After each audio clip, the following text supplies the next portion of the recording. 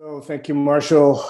Thank you, Karen, for relaying the message from our dear Sangha member about her friend and the imminent death and her sitting with that person. It a little bit changes my Dharma talk, although it fits in pretty well. Just to give you a heads up, I'm hoping to speak a little shorter than I usually do. So I'm really interested in your questions, and I'm interested in your questions that are real and authentic and personal, whatever they may be. So I want to encourage you as you're listening, if things appear for you, please share it with the group to deepen our practice and deepen our sense of actually what we're doing here. And I think overall that's maybe what I'm going to talk about. To give you some context, the second Tuesday of the month comes around quite regularly, second Wednesday of the month comes around quite regularly. And I realized it coming around this month, there was a bit of dread in my heart, I guess you would say, maybe giving you a little more information than you need to know. I'm in a period where I feel like I'm talking a lot and a little bit talked out. And I'm also feeling, maybe more importantly, the limitations of a Dharma talk, especially coming from me. This is a little bit different than coming from the students, the example last week of Ben's talk, where he told stories about his life and how practice informed his life. And that really is what's essential. Zen really isn't theoretical. I'm going to talk about some things, and it's nice to hear about some things, and hearing about things is helpful for our lives. What matters is what we do with it. What matters is our dear Sangha member, as she is sitting with someone who's dying, what mind does she bring to that? What conditioning gets brought to that? What fear, what anxiety, what love, what resistance, all of the pieces that make us human beings. Sometimes I'm afraid that in talking about Zen practice, we simplify life down to an object which doesn't really represent reality. We ask this question, what am I? That's fundamental to our practice. But language so deeply informs how we hear and understand that. It's my sense that when I hear, what am I hear an object that's singular, that I am a thing that needs to be looked at. And I think we often think of ourselves as a singular being. But I think if we really investigate, and I know that from sitting with so many people over the years, as I have been, one thing that I see very clearly is that none of us are singular beings. I am not one thing. Often I joke at a talk like this. Marshall gave an introduction of me. He told you my title. He told you who gave me Inca and transmission, and he told you the name of the jobs that I do. None of that has any bearing on who I actually am. And I can tell you, I'm not one thing. I'm many different things. And I respond to things quite surprisingly to me. And for better or worse, I've been hanging around me for over 67 years. And what I think is actually quite beautiful is that I can still be surprised. So really, I don't know who I am. We hear the question, what am I? And we think we should figure out who we are. But it's actually the opposite. We want to drop the narrow confines of who we think we are to allow this mysterious process to unfold. It's not that I am a thing to be identified. If anything, I am a process to be witnessed. And the more I can let go of the strings and the fences around this process, the more space there is and the more possibility for surprise that there is. I want to read a poem from our Kangan book, The Whole World is a Single Flower.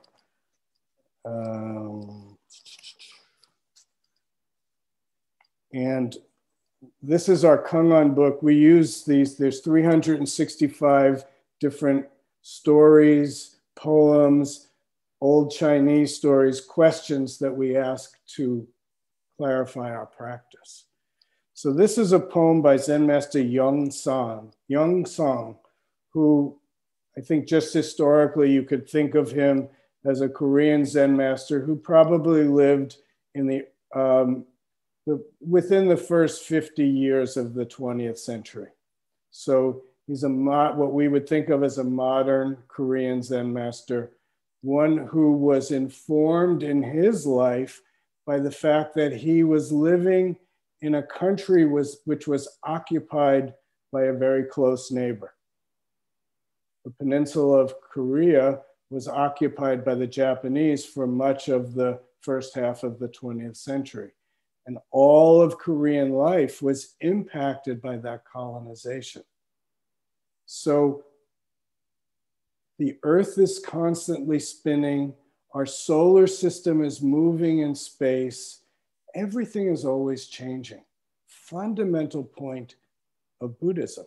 It's one of the three fundamental points, that impermanence marks existence for our lives. And if we use this question, what am I, to solidify a self around, we're denying the reality of impermanence. Impermanence allows us to be a process, not a thing. We're always changing. What I was yesterday is not what I am today. And really, there is no one I that even exists at all. That's the second point in fundamental Buddhism, that there is no abiding self. There is no one self that we can call me. And it is my sense that our desperate attempt to make an identity out of the constantly changing flow of being is what creates our suffering. That if we can let go of that constant attempt to create a consistent self, we'll find more peace and more ease in our lives. So the poem, Peach Flowers Turn Pink, poem by Zen Master Yong Song. The Buddha and eminent teachers originally don't understand. I also don't understand. Only spring comes and peach flowers turn pink. Clear wind is blowing from the mountain. So this poem is a just like this is truth poem. We start off with the clear recognition that we don't understand. This world is a complete mystery to us. Then suddenly spring comes, we open our eyes, and there are pink flowers on the peach tree. That is just true. But even that truth is not quite true. Peach is a name. It's not really a peach tree. That's the way we define a peach tree. But it's not really a peach tree. And even the flower of a peach, every single peach I've ever eaten is different than any other peach I've ever eaten. Of course, there's so much similarity, but if we pay attention, we can notice the differences. So even though we can say spring comes and peach flowers turn pink, fundamentally, we don't understand. But we know spring comes, peach flowers turn pink, but we don't understand. And that not knowing is the fundamental reality that allows us to expand out from our narrow, self-centered, self-created idea of I, and to loosen the boundaries, let the guardrails down, and allow the process of being to flow forth right through us. I'm thinking now as I'm saying this, there's a Laurie Anderson song. I don't know if many of you might know who she is. She's been around since the 1980s, a very interesting performance artist and also a Buddhist. But there's one lyric, boy, I hope I can get it. It's about angels, and that the angels are falling backwards and being blown by the energy that's moving them. So rather than being able to necessarily consolidate and do one thing, there's this vastness. I have a friend who is she's a psychotherapist, but I would also call her a priestess. And one of the things that she does is she does a lot of work in women's spirituality, and she leads labyrinth walks, and she takes people on pilgrimages. And she told me the other week that she was doing a workshop, and the person organizing the workshop wanted her to give them a small paragraph explaining her spiritual life. And she was kind of stuck. And I said to her, and I've known her, we've worked together, I've known her for almost 40 years now. And I said, well, you're always teaching about Mary, and you travel and you bring people to places where they can experience Mary. And I said, what I've noticed is actually what you're doing is embodying Mary and living within that embodiment. Now, who knows what that means? But it's an intention and a direction. So just before we chanted Kwanzaa Boso, in Zen, we're not chanting a name of a deity in order to pay homage or honor that deity. In many ways, we're chanting to embody and become Kwanzaa Boso. The image of Kwanzaa Boso has been feminized, but it didn't start feminized. So the male-femaleness of it is the least important part. But what's important in many of the, I don't know how well you see it, this image right above me is a Kuan Yin image. That's a very usual and maybe almost human-like figure. But oftentimes you'll see a Kwanzaa Boso statue with 1,000 hands and arms. And each hand has an eye right at the center. And the point of that is that with each hand, we perceive what needs to be done in order to help the situation. And with our hands and our entirety, we do it. The doing of it is embodying Kwanzaa Boso. So our job of practitioners is not to be a particular thing, but it's to embody the intention and then do it in our lives. Boy, this is getting much more complex than I hoped it would be. Am I making some simple sense here? Don't try to be something. Open and allow the energy to flow. The more we control and consolidate, we make a false self. Our practice is about letting go and allowing the life force to flow.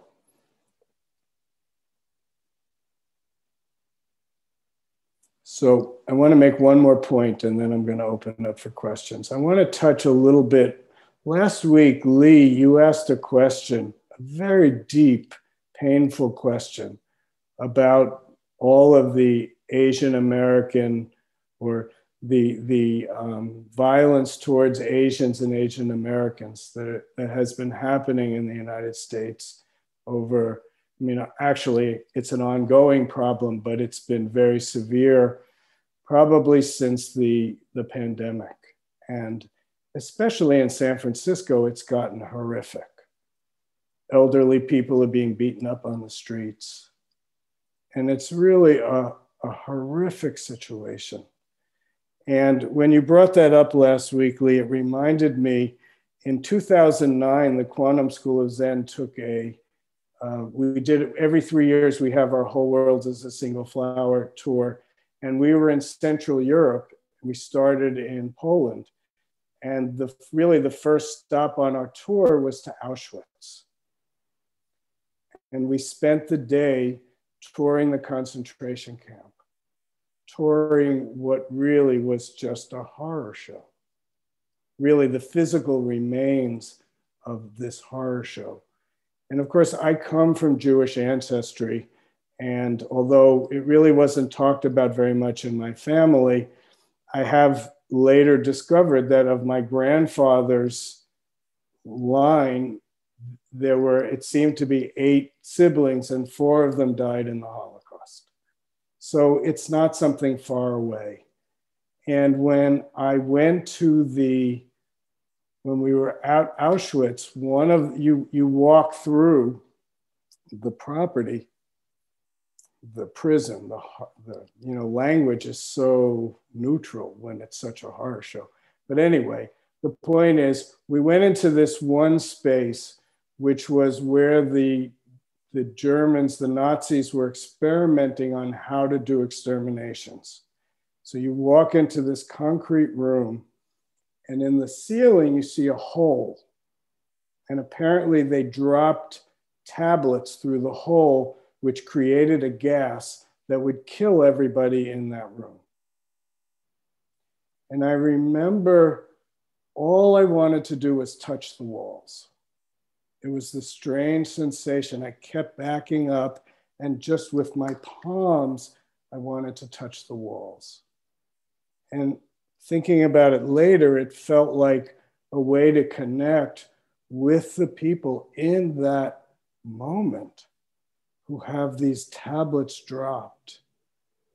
And then the air fills up with gas. And then, I don't know, the room probably, if you stuff people in, it could fit a couple of 100 people. And they all die. That's the horror that human beings can do to each other.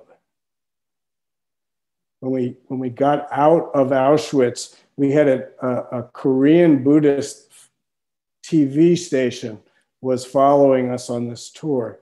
And immediately somebody came up to me and shoved a camera in my face and said, "Why does this happen?" One of the teachers just walked away. She couldn't deal. And in a way, I was quite simplistic, but I said, it comes from our human mind.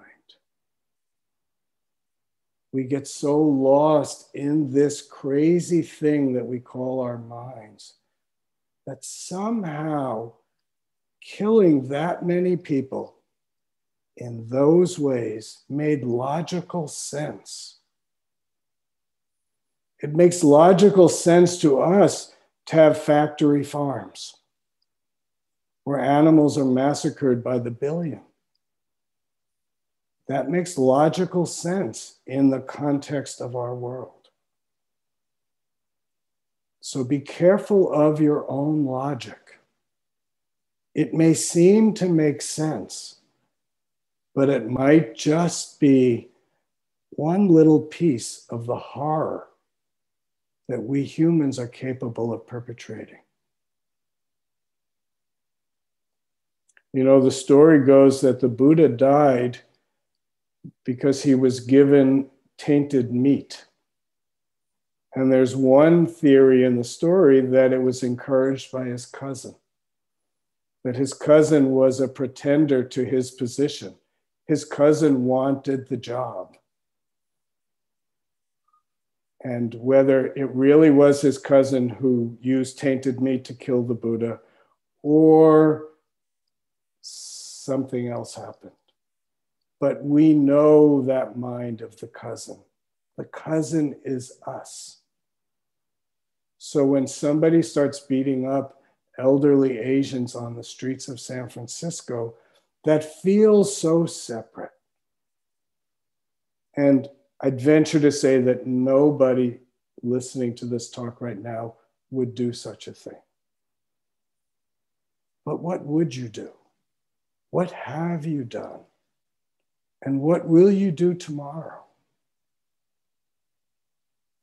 We say that Zen is about the great work of life and death. So someone we care about right now is sitting with someone who's dying. Every one of us has had to deal with death before. Each one of us will be the person in the bed dying at some point, if we're lucky. Maybe we'll be attacked. Maybe something worse will happen. How do we prepare? Number one, how do we prepare ourselves for this moment so that we don't perpetuate and perpetrate the horrors that we human beings are capable of, even in our best intentions? I know how many times my intention seems clear, but my action makes more of a mess than when it started on. If I have a motto in life, it's to enter each moment and do what I can do to elevate the moment, to make things better, not for me only, but for all of us. To me, that's the Bodhisattva vow.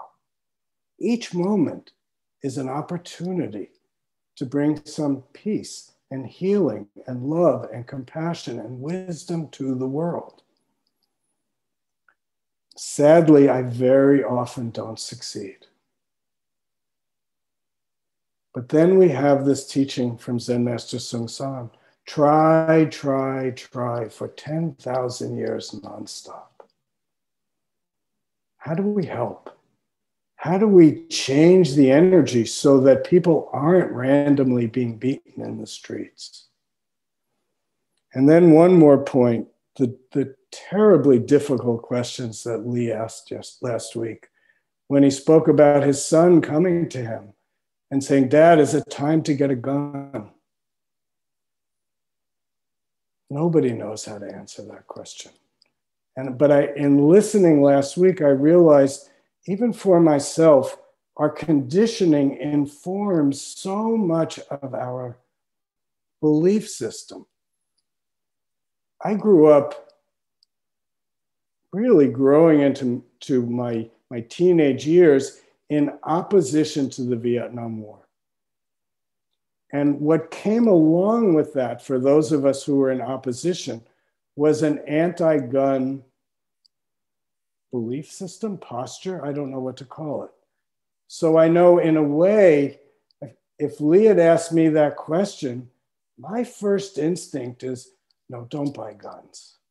Guns only make it worse.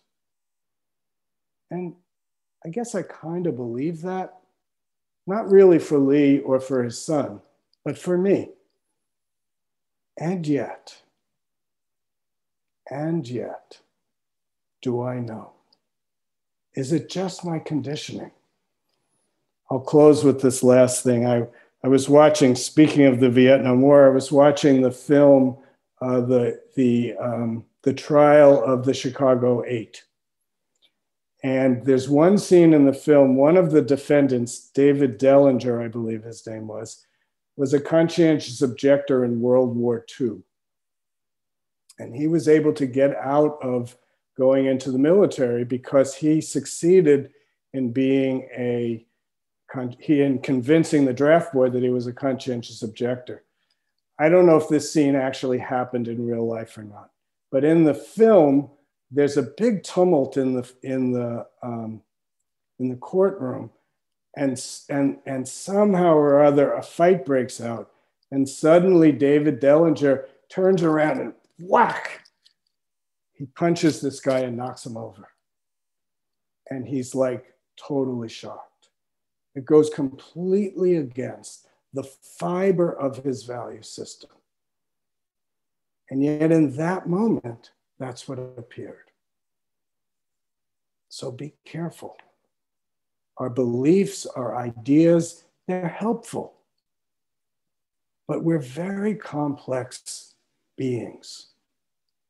We think we know who we are, but our practice shows us that it's at best an approximation. So when you work with this question, what am I?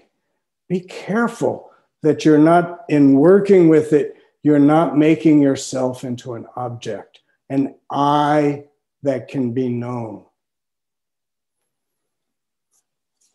Just to read one more time the opening of that poem that I read. The Buddha and eminent teachers originally don't understand. I also don't understand. And the truth is, you also don't understand. None of us understand. And yet, our eyes open, and there are pink flowers on the plum tree, on the peach tree. The plum tree, it's red. On the peach tree, it's pink. But if you live in China or Italy or Spain, pink or red is a meaningless sound. It's the map, not the territory. Come back to what is, and be careful of your labels, and open and help all beings.